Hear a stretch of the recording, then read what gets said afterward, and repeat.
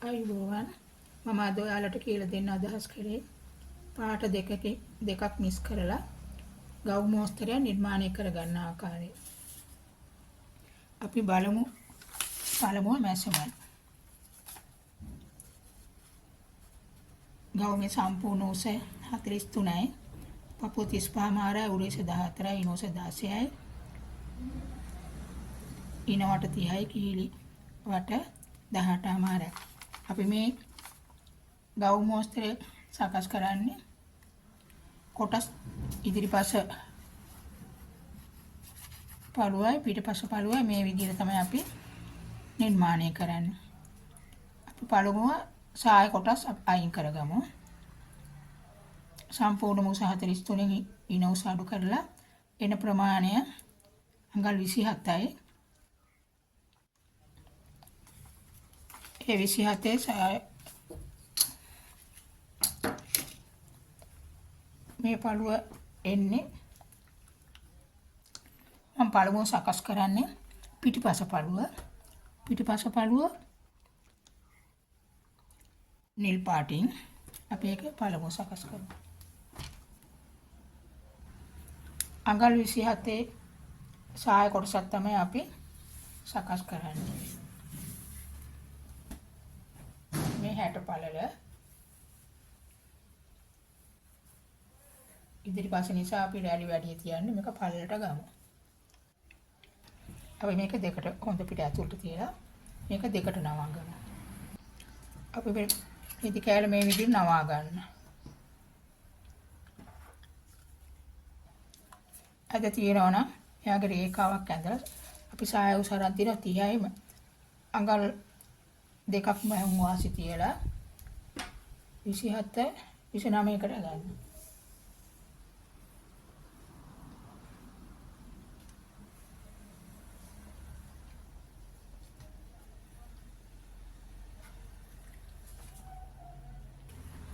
ඉස්ලාමයට අරගෙන රේඛාවක්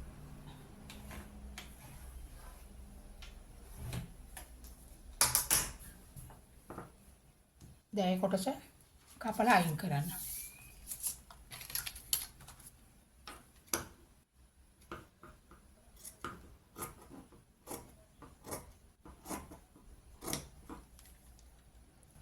අපි සාය කොටස සකස් කරා. දැන් අපි කඳ කොටස සකස් කරමු.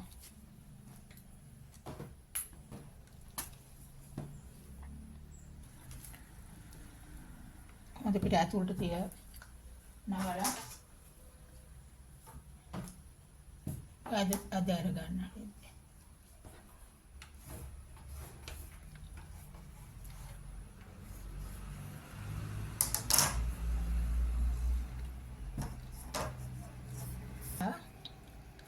අපි ස්කර්ට් එකේ කඳ කොටස උස තියෙනවා අඟල් 16ක්. මහුම් වාසි අඟලක් එකතු කරලා 14 ලකුණු කරන්න.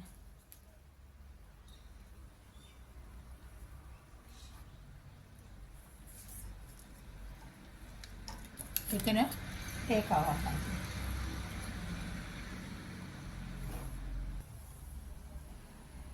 අපි තමාර පල්ලෙහාට ලකුණු කරන්න. අඟල් 4.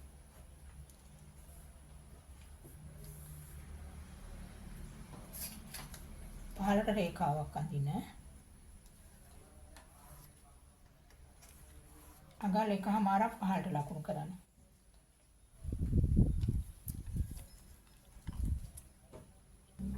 අපි රැගල් උස බලමු. උරේස දෙකට බෙදුවම අඟල් 7යි පහළට 14 ලකුණු කරගන්න. ලකුණු කරලා මෙම රේඛාවක් ගන්න. දැන් අපි බලමු පපුවට. පපුවට 35 මාරට 3ක් එකතු කරලා 4 බෙදලා මහුම් වාසි අඟලක් එකතු කරාම 10යි 3 කාලක් එනවා. මෙහෙම ලකුණු කරන්න. මේ ප්‍රමාණය මේ 11 ලකුණු කරන්න. ඒ 10 3 කාල ලකුණු කරලා අත්කට කපන අඟල් 1මාරක් උඩට අඟල් එකමාරක් පහළට අඟලක් එතන ලකුණු කරලා මෙතන හරි මැද හොයන්න.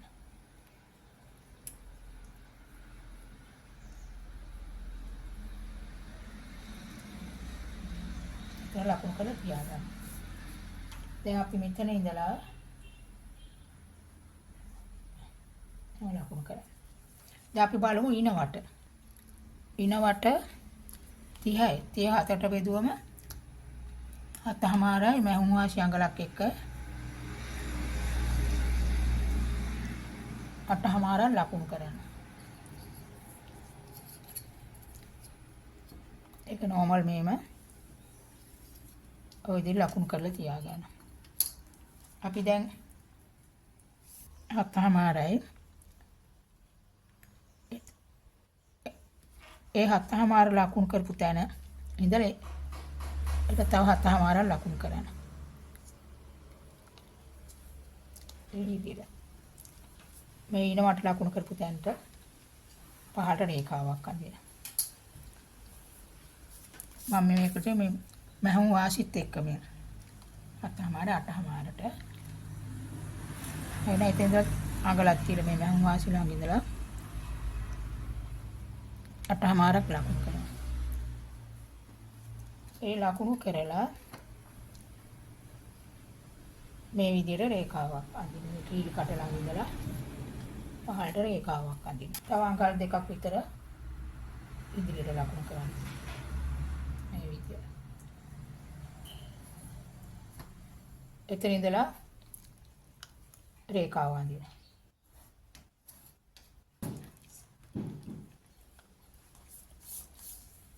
ඊළඟ ඉඳලා අඟල් දෙකක් ඉදිරියට ලකුණු කරලා මේ ප්‍රමාණය මේ පිටිපස්සට ලකුණු කරලා මේ දැන් කපා ගන්න.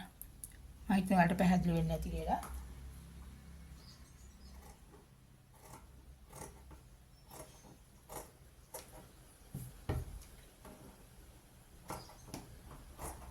මේ පිටිපස්ස පළුව සකස් කරා. මේ පිටිපස්ස පළුව තියලම තමයි අපි ඉදිරිපස්ස පළුව සකස් කරන්නේ. මේ පින් ගහලා මේ පළුව අයින් කරනවා. මම මේ පිටිපස්ස පළුව සකස් කරලා ඉවරයි. මේවා තියලා අපි ඉදිරිපස්ස පළුව ඒ ප්‍රමාණයටම කපා ගමු. මේ පළුව හරව ගන්න හොඳ පිට ඇතුළට තියලා හරවන්න. මේ වගේ මේක ඇද අර ගන්න වෙලෙද්ද සෑහෙන ඇදයක් තියෙනවා.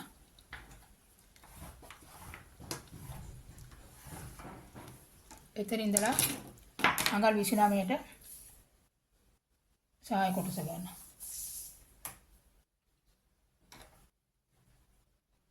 හරි ඉදිරිපස්ස පිටිපස්ස පළුව කියලා කපන්නත් පුළුවන්. ඉතින් මේ වගේ මැල්ල අරගෙන කපන්නත් පුළුවන්.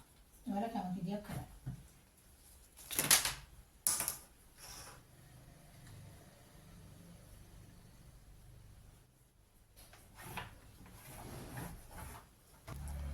මේ ඉදිරිපස්ස පළුව සාය කොටස සකස් කරා. ඒ පළුව තියලා පිටිපස්ස පළුව තියන්න.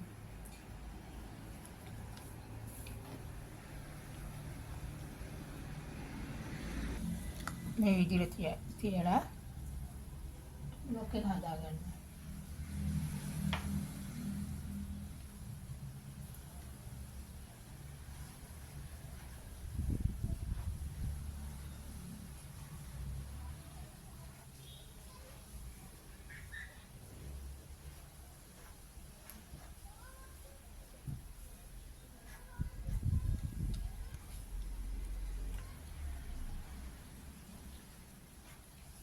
අඟල් භාගයක් ඇතුළට තියන්න.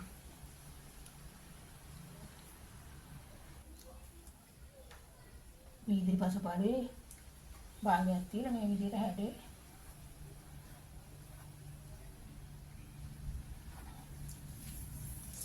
දැන් මේ පළුව කපා ගන්න.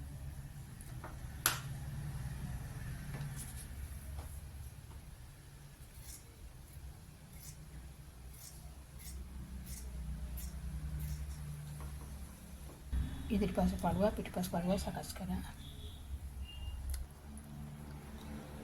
පළු දෙක සකස් කරලා ඉවරයි.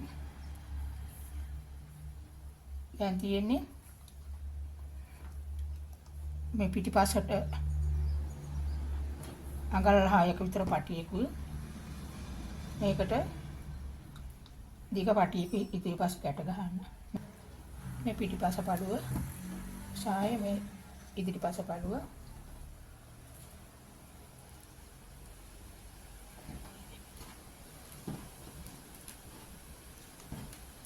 අනිත් වලට පැහැදිලි වෙන්නේ නැතිල පැහැදිලි වුණා නම් මට ලයික් කරලා subscribe කරන්න. thanks ඔයාලට.